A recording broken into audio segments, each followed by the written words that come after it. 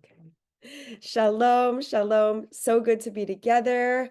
And once again, welcome to this sacred space, this meditation moment, a few moments in our day when we can be grounded and invest ourselves in the sacred texts, in our sacred traditions. Today, we'll be looking at the book of Psalms and bringing that wisdom into our hearts and into our neshamas. And for those of you who don't know, my name is Rabbi Danielle Uppin, and I'm thrilled to be leading us today through the sacred world that we are delving into. Um, Today, I'd like to ask an opening question, which is, what are your sources of delight? What brings you the greatest spiritual pleasure, right? What brings you and raises your neshama, gives you joy when you're feeling down? What raises you up? Who or what are your sources for that kind of delight? Okay, Shashua is the Hebrew word that we'll be exploring a little bit later. The answers are coming into our Zoomiverse. We have grandchildren, nature, community, books, singing, amazing, right? More family, the gym, working out. Yes, those endorphins. Okay, good. So let's keep that going, singing sacred wisdom, right? Thinking about as we delve into this psalm that we'll be looking at in just a moment, and the undercurrent that I'd like you to continue to be thinking about and kind of bringing into your consciousness is, what are your sources of delight? Okay, so let's go ahead and take a look at this psalm together, Psalm 94, which happens to be the psalm of the day of Wednesday's psalm. So here it is. Well, we are going to be looking not at the beginning of the psalm. We're actually jumping in toward the end of the psalm. But if you have a spiritual practice of saying prayers every morning from the Siddur, you will find Psalm 94, the Psalm for Wednesday, as a recurring sacred text. So some of us might have a little more experience with it, but even if you recite something every single day, unless you really take the time to delve into the words, really think about the words, what the words mean, right? They're just kind of, they're words, right? We connect ourselves to tradition, but how do we help the tradition connect to us? So I'd like to focus really mostly on one verse today, but I'll set it up for you. We're looking at the beginning is Psalm 94, jumping in at verse 16, and the translation we're looking at is Robert Alter. So, mi yakum li im mereim, mi yityatsev li im po ale aven. So you can imagine that the psalmist in the beginning of the psalm, or if you're familiar with the text, is in a bad mood, okay? Kind of feeling like the psalmist needs a little help, a little support. It's a big bad world out there, and there are a lot of forces that the psalmist is feeling, hey, needing help here, right? Not looking too great out there for all of us. But then verse 16 kind of just takes that spotlight in and is like, okay, there is the whole world, God, right? Divine messengers, right? Forces of the universe. And then there's me. There's you and me. And that's what I want to help. I need help with today. I need you to see me, to hear me. And I know yet that you will, because you always have. So delving into that, dropping in rather to that place of constancy, abiding presence, and knowing, not doubting, because the psalmist certainly doubts, but we're dropping into that place of knowing that we are loved, that we are supported, that we are cared for, and though times may be tough, that we will be seen through. So these verses here help us to kind of to spotlight that notion, that idea, that constancy, that truth, that we are seen, we are held, we are loved. So the psalmist says, first person singular, making a shift from the plural language that was preceding these verses here. Who will rise for me against evildoers? Who will take a stand for me against the wrongdoers? It's a rhetorical question, right? Because it's not going to, I can't do it myself. I haven't seen anybody who can do it for me, right? Who will? Right? That divine presence will. Verse 17, Lule Adonai Ezratali Kimat Shachna Duma Nafshi. Such poetry here. Were not the Lord a help to me? And for those who feel in our audience that the word the Lord is a little too transcendent, replace it with the word of the divine that feels right for you. Okay, so were the divine not here to help me, I would have almost dwelled in the silent realm. What does that mean? If you weren't here to help me, God, I would have died. I would have died. Right? That silent realm, duma nafshi. Sometimes when I look at those words, it feels kind of good. Like when you take it out of context, duma, like a quiet of the soul. Like it sounds kind of nice and inviting. But from a traditional standpoint, duma nafshi is when your soul cannot sing anymore. When your soul cannot speak and share and sing out, that's the HE to the double hockey sticks world, okay? That's the world we don't want to be in. The world of silencing, the world where we are silenced, we cannot speak, we cannot express ourselves no more, it is done. That's not a place we want to be. The psalmist is saying, if you weren't here to help me, oh man, I wouldn't have anything more to say because I wouldn't be here to say it anymore. Okay. Whereas the soul that ascends, right, in this traditional vantage point, the soul that ascends, right, in the heavenly realms, like we're singing all the time. Right. So when our soul ascends and rises, right, that's a good thing, right? But here's this image of not necessarily even afterlife kind of silencing, because I'm sure that's raising a lot of questions for some of us right now, but thinking about when you're depressed, right? When you're feeling downtrodden, right? Sometimes you get a real good blues song out of that, but oftentimes we feel troubled and we can't even speak, right? That kind of debilitating, just disconnection.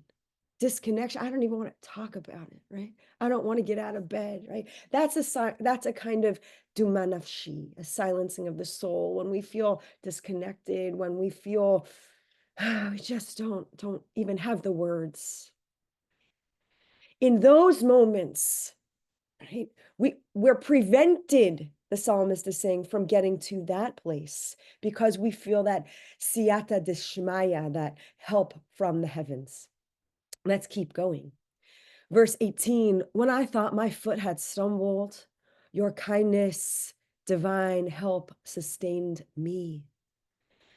That feeling when you're just like about to trip, you're about to fall, but you're up, right? You stay up, you don't fall because you've been supported, right? Who's got you in this world? Who's got you, right? When you need help, you need support, right? Sometimes you've got your person there. Sometimes you got this yourself, but sometimes we feel like we need that little extra to help us from falling. And so the psalmist is reflecting on that support system, that inner support system, that abiding presence, that my foot will not stumble or fall because I am constantly supported. Even when it feels like I'm about to, I get up, right? Beautiful image. And finally, Berov apai bekirbi tanchumeha yisha'ashu nafshi. Ooh, let's read it again. Berov sarapai bekirbi tanchumeha yisha'ashu nafshi. You feel the shanamanapia here. With my many cares within me, your consolations delighted me. Translations are so hard to work with. We got to delve into this a little more. When Barov Sar Apai, we're going to look at that word in a moment, but when like my mind is this disjointed and jumping around, and there's kind of like that monkey mind going on inside, Sar Apai, the cares, the concerns, the frets, the fraughts, the foes, that inner, what's going on? When that happens, all right, did I paint that for you? Okay, when you're feeling that just the things are all over the place, monkey mind, nothing's coming together, and their concerns and their fears, and it's all happening big here, B, where do I go with that? Who gets that? Who supports that? Who's helping with me with that? The psalmist says, Tanchumecha yesha'ashu nafshi, your consolation is my delight. Knowing that you are there, that maybe I don't have the answer right now. Maybe it's not maybe it's not an aha moment, right? But we know that aha moment will arise. Tanchumecha, your tanchum, your care and your concern, God, are the sha'ashu. It's a delight to my soul. Your consolation delights my soul. So we're going to focus on this idea of delight. And that was my opening question for you today. We'll get back to that in a moment in our meditation. But this idea of where do we feel that sense of delight? Where does it come from when we are in fragmentation within? What helps to bring it all together? Not just for a sense of calm, right? Because that's nice too, but delight. Delight is elevated, isn't it? To feel delight is there's something bright and glowing about it, right? Fully present, fully confident, right? Yishashu is fun. There's a fun in it. Okay. Right. So today we'll cultivate together, I hope, even just beginning, and it's something, maybe an exercise to take with you into the day and into the week. But this question of where and how do we cultivate delight?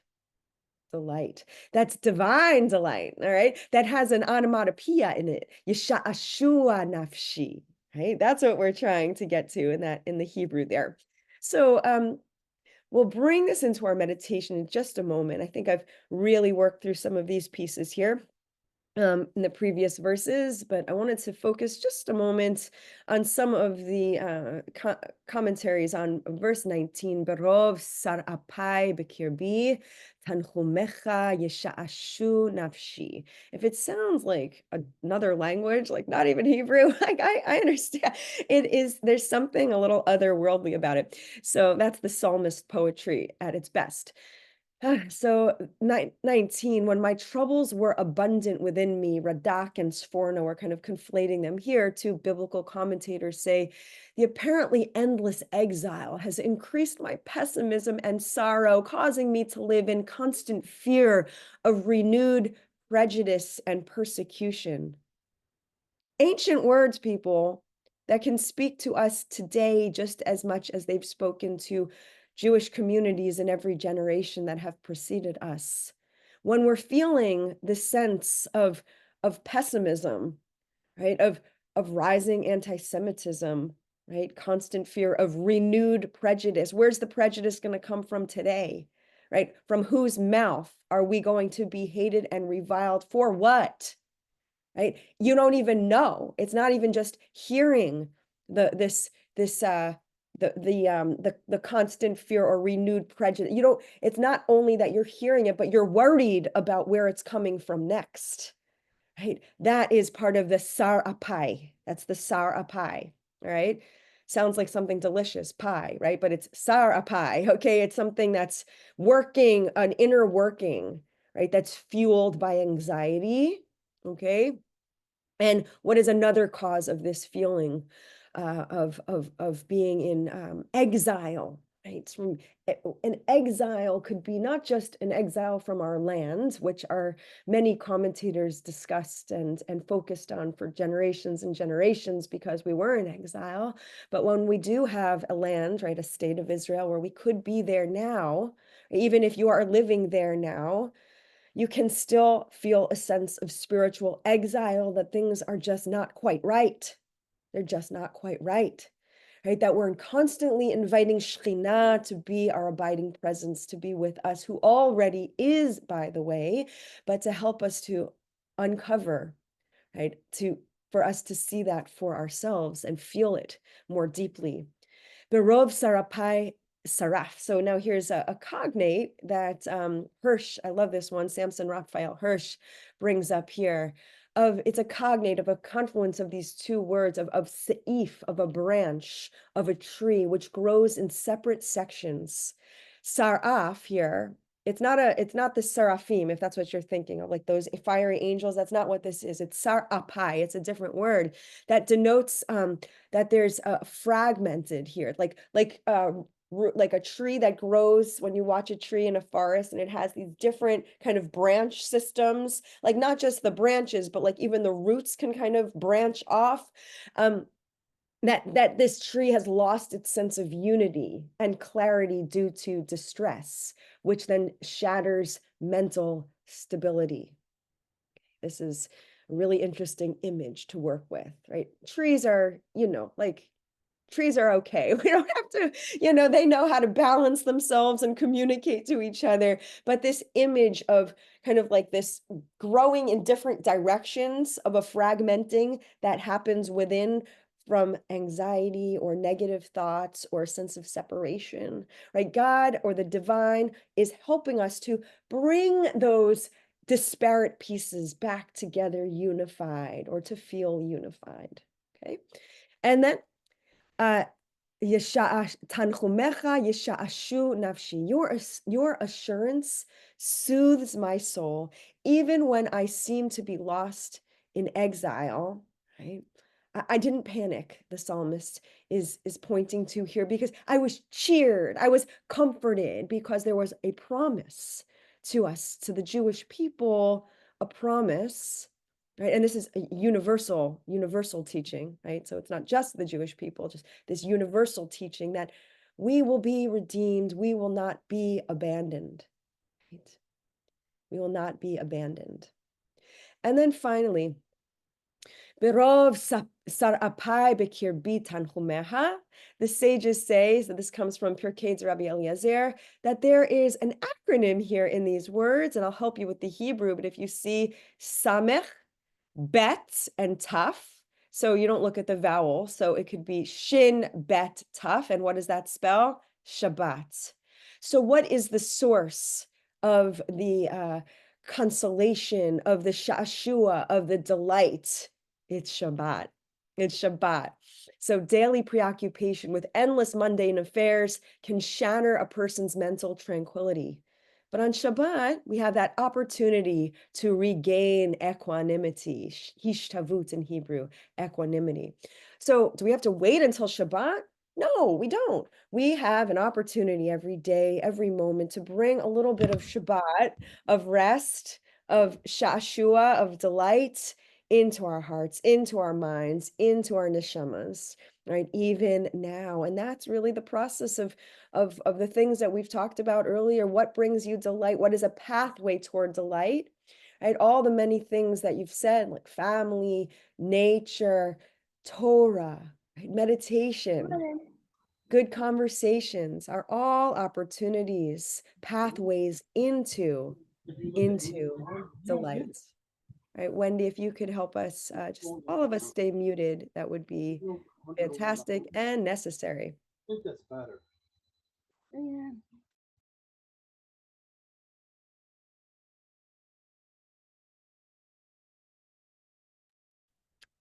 Right, and at this point, we will now go into our meditation, taking these ideas of shashua, of divine consolation and delight, into this present moment. Okay, so we'll silent our chat just for a few moments together so we can find some inner delight, cultivate some inner delight, finding our breath, finding our feet connected to the ground. I'll prompt for seated meditation for our next 8 minutes or so together. And of course, you can walk, you can lay down, whatever feels right for you right now. Inhale through the nose, exhale, tapping into our own treasure trove of delight that always already exists within us. as we feel the closeness of divinity, of light, of wisdom within us and around us.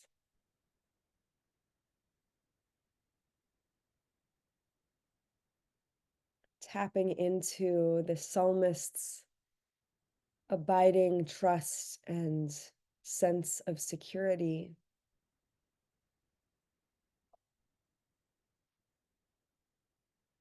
Our own ability to strive for delight, comfort, by opening up our awareness to know that we are guided, we are not alone.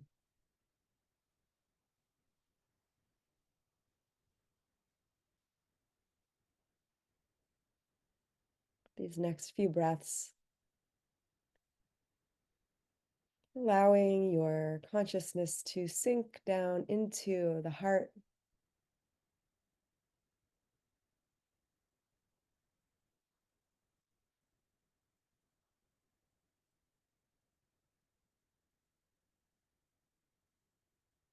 reflecting, noticing what arises when you ask yourself, what are my sources of delight? How might I connect to delight, consolation, comfort, even now? Noticing colors, images, or feeling of ease as you allow yourself to open to a story of delight, of comfort and consolation. And if the mind wanders, coming back to the breath and then returning to the heart.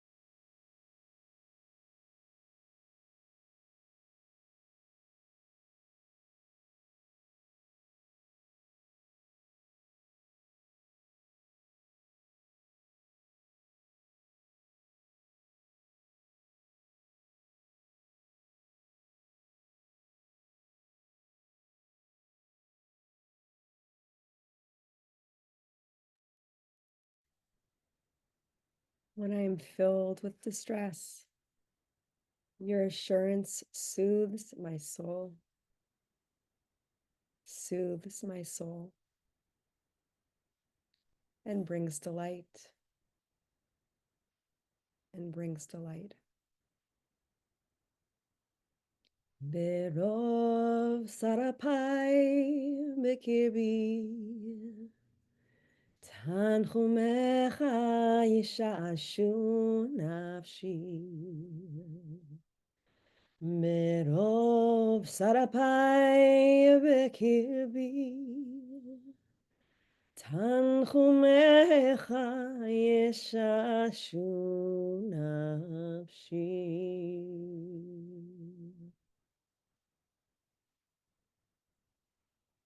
And we begin to move out of our inner world and back to our shared experience. Placing hand over heart, hand over hand. Reminding ourselves of our sources of delight, our connection to divine, that can constantly be a source to return to uplift us, for comfort, for calm and delight, unifying us with wisdom, with love, connection, the sense of wholeness and peace and healing. Together, the word shalom 3 times. Shalom.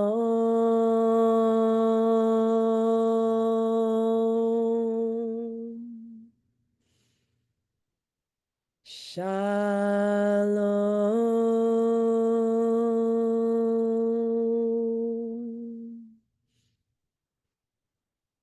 Shalom.